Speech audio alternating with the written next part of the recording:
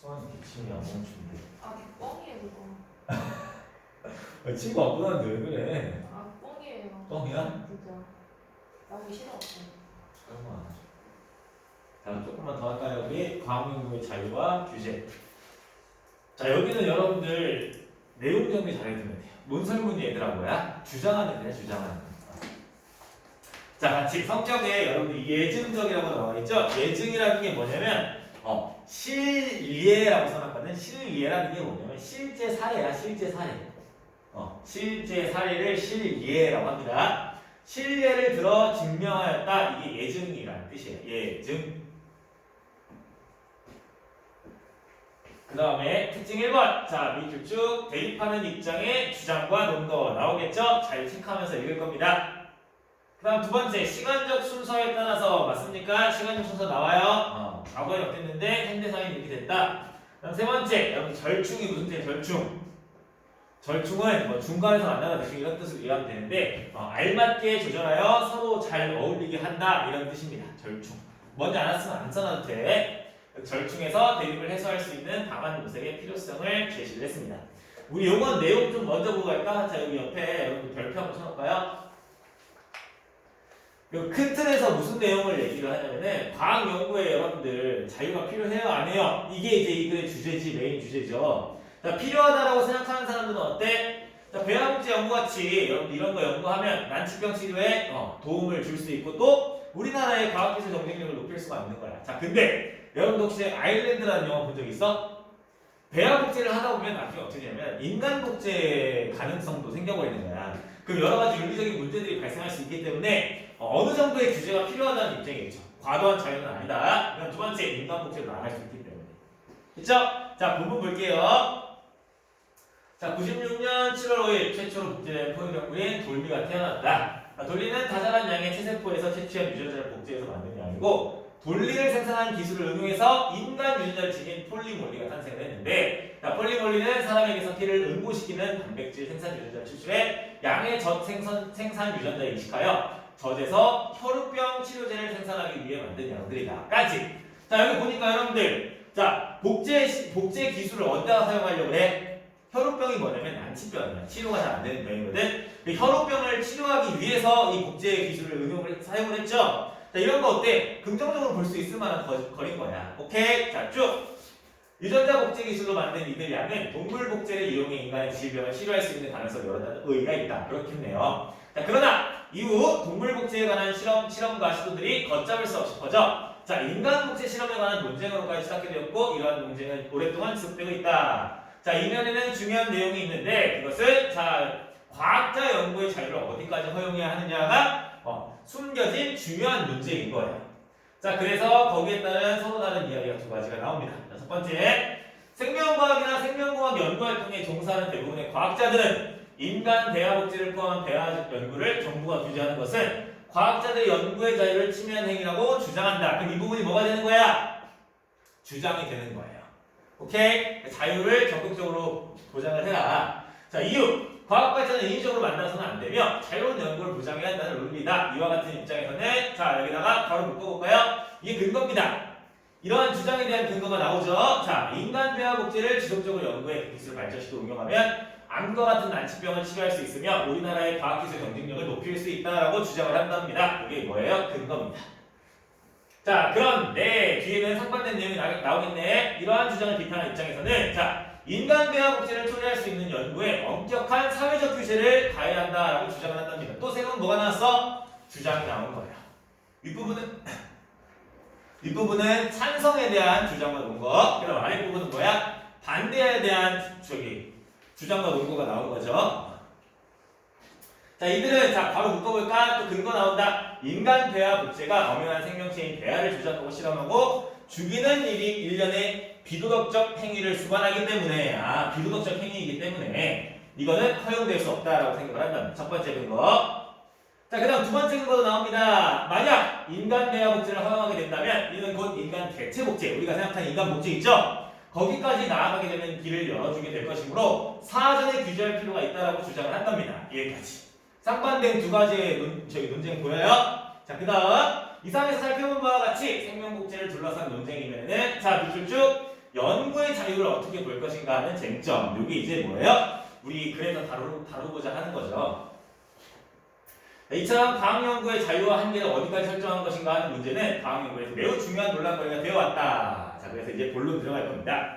자, 학문과 연구를 하는데 일체 외부 간섭으로부터 자유로울 때 진리에 가장 잘 접근할 수 있다는 믿음은 오랫동안 이루어졌습니다. 언제까지? 20세기 중반에 이르기까지 과학자 공동체는 자율성을 바탕으로 알아서 하는 거야. 자, 과학자들이 연구의 자유를 만끽할 수 있어요. 충분히 누릴 수 있어야 과학의 진보가 이루어질 수 있다는 생각이 강력하게 유지되었다. 자, 과학은 사회로부터 분리된 특수한 영역이기 때문에 객관적인 진리 탐구죠. 사회와 무관하고 사회의 통제에서 벗어나는 것이 바람직하다는 생각이 과학자 공동체의 전통적인 믿음이었다. 자, 그럼 과학자 공동체의 전통적인 믿음은 뭐야? 자유를 무제한으로 줘라. 찬성의 입장이겠죠. 찬성의 입장. 그러니까 과학자에게 자유가 필요한가, 연구에 대한 자유가 필요한가라는 논제에 대해서 얘네들은 찬성한다는 뜻이에요. 자, 그다음 과학자 공동체의 자율성에 대한 이러한 인식이 확산되고 2차 세계대전을 거치면서 자, 과학과 사회 사이에 일종의 사회계약이 맺어진다. 국가는 과학이 사회 기관이었던 농업, 의료 및 군사 공문의 성장, 즉 전반적으로 공공이익의 극대화에 기여할 것을 기대하며 지원을 해주는 이러한 뭐가 나온 거야? 첫 번째, 1차 사회계약에다가 밑줄. 자, 그럼 우리 뭐 해줘야 될까? 1차 사회계약의 내용을 또 정리를 해줘야 돼요. 국가는 뭐야? 규제하지 말고 뭐만 해야 된다? 지원만 해야 된다. 그리고 찬성이야? 반대야? 찬성 쪽에 가깝겠죠. 됐음? 자, 그래서 제1차 사회계약에 따라 전 2차 세계대전 이후에 미국의 과학자 공동체는 국립과학재단, 국립보건연구원 등의 정부기관을 통해서 연구비를 지원받게 되었고, 그 다음에 이거는 미국뿐만 아니라 대부분의 선진국에서 보편적으로 일반적으로 나타나는 현상이었답니다. 대부분의 나라에서 학문 및 연구의 자유를 헌법으로 인정하고 있으며, 자, 그에 따라 기본적으로 학문 및 연구의 자유에 따른 외부적 규제를 적절하지 않은 것으로 보고 있다. 여기까지는 다 뭐야? 그러니까 찬성, 자유에 대한 찬성 얘기만 쭉쭉쭉 나오고 있습니다. 우리나라도 그러하다라고 얘기를 하고 있습니다. 맞습니까? 여기는 따로 뭐 어려운 내용 없으니까 패스할게요. 자, 다음 달라 보겠습니다. 자, 다른 이야기가 또 나와요 이제. 자, 그렇다면 과학 연구의 자유는 무제한으로 보장되어야 하는 것인가? 혹시라도 과학 연구로 말미암아 전혀 없던 위험이 발생한다고 해도 과학의 진보를 위해서 그 연구를 허용해야 하는가? 예를 들어 대표적으로 여러분들 핵무기 같은 거 있겠죠? 원자력 발전이라든지 핵무기 같은 것들. 자, 이런 것들은 이런데 가치 판단의 영역이기 때문에 뭐가 맞다 틀리다라고 얘기하기 힘들겠지만 어쨌든 이것도 충분한 논쟁거리가 될 수 있습니다. 자, 이러한 질문들에 대해 현재 많은 법학자들은 자, 밑줄 쭉 칠게요. 자, 연구의 자유는 민주사회에서 충분히 보장받아야 하는 중요한 기본권의 하나이기는 하지만 그렇다고 연구의 자유가 무제한으로 보장될 수는 없는 일이라고 대답하고 있다. 그럼 요거는 뭐에 가까운 거야? 반대에 가까운 거죠. 연구의 자유라는 가치는 다른 가치들을 희생하면서 보장되어야 하는 절대적인 가치가 아니라 어때? 연구의 자유도 생명, 신체, 자기결정권, 인간의 존엄을 위배되지 않는 한도 내에서 보장되어야 한다는 점에서 내재적 한계를 지니고 있다라고 얘기를 하고 있습니다. 여러분들 일본 애들이 저희 조선 애들 잡아고 뭐 했어? 아루타 하는 거 알아? 인간 통나무로 해가지고 막 실험하고 있었지? 자, 그런 것도 여러분들 연구의 자유라는 미명만 어때? 받아줘야 돼 이거? 말이 안 되죠. 그렇죠? 뭐가 우선이야? 생명, 신체, 자기결정권. 내가 하고 싶어서 하는 게 아니면 하지 말아야지. 못하게 해야지. 그런 것들이 우선이다라고 얘기를 하는 겁니다.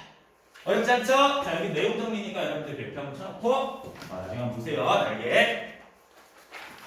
자, 다음 장 47페이지. 자, 20세기 중반을 지나면서 이성과 진보의 화신이라고 불렸던 과학이 원자폭탄과 같은 대량 살상 무기를 만드는 데 쓰이기도 하고, 자, 인간 소외의 환경 파괴의 주범이 되기도 한다는 인식이 확산되면서, 자, 밑줄 쭉. 자, 그래서 중요한 여기 이제는 뭐가 두드러져? 과학자의 사회적 책임 그리고 과학 연구에 대한 규제의 필요성을 주장하는 목소리가 커지게 되었다. 그래서 1차 사회계약은 건드리지 말고 지원만 해라 했었죠. 근데 2차 사회계약은 뭐예요, 여러분들? 어느 정도 규제를 필요로 한다라는 겁니다. 자, 그래서 그 다음에 2차 사회계약에 대한 이야기가 나올 겁니다. 자, 2차 사회계약이란 바로 산학협동. 산학협동이 뭐냐면 산업과 학문이 협동한다라는 뜻이에요. 산업과 학문이 협동한다. 산업협동이라고 하는 과학의 상업화와 상품화가 가속화되는 경향을 의미한다.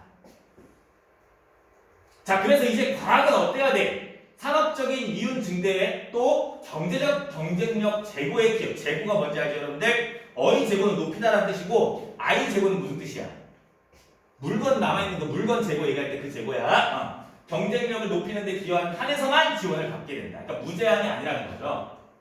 또 그 결과 한편으로는 연구 비밀주의가 커지고 다른 한편으로는 과학 연구 활동이 수많은 인력과 자금이 투입되는 거대한 연구 과제 방식으로 바뀌었다. 그러니까 옛날에 비해서 어때? 훨씬 더 복잡하잖아 요즘 과학이.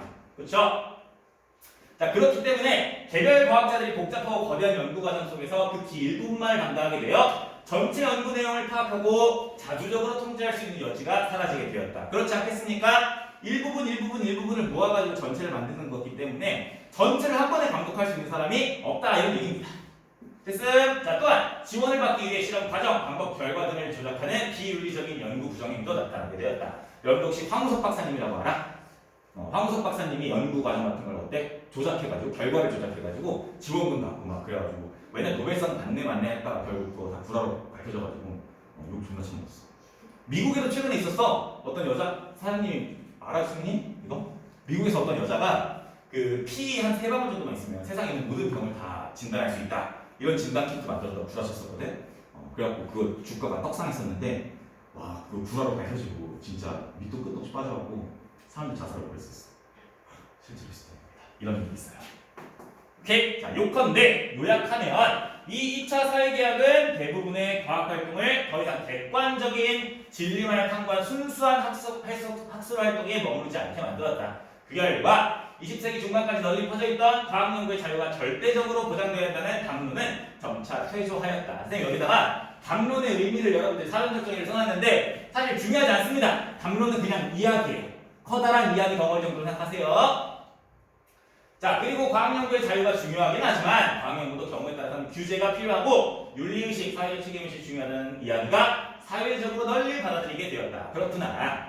자 지금까지 본 바와 같이 과학연구 방식의 변화와 더불어 과학연구의 자유는 절대적인 것이 아니기 때문에 경우에 따라서는 과학연구에도 일정한 수준의 사회적 규제를 가해야 한다는 생각이 설득력을 얻게 되었다. 그러나 외부의 부적절한 간섭을 받지 않고 연구를 수행할 자유 역시 매우 중요하게 추구해야 할 기본권이라는 기본권이자 가치라는 점도 간과 대충 봐서는 안 된다. 따라서 자 절대적인 자유냐 혹은 절대적인 규제냐 하는 이분법적 사고, 그러니까 흑 아니면 백, 그러니까 내 팀 아니면 적 이런 이분법적 논리 말고 사회적 공동선을 위해서, 그러니까 사람들을 모두를 위해서 과학연구 자유와 그에 대한 규제를 어떻게 적절하게 조화시킬 것인지에 대한 우리의 지혜를 모아야 한다 하면서 내용이 마무리가 됩니다.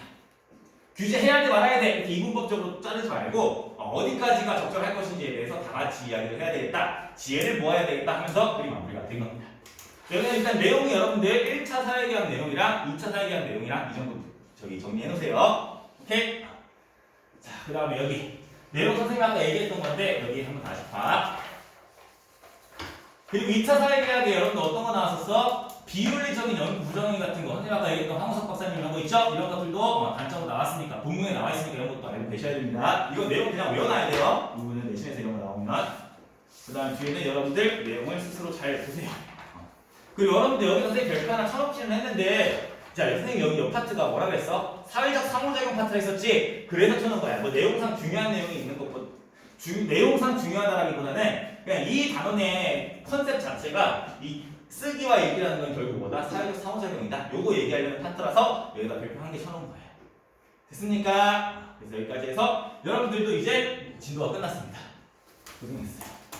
물론 여러분들 한글 맞춤법을 좀 해야 돼요.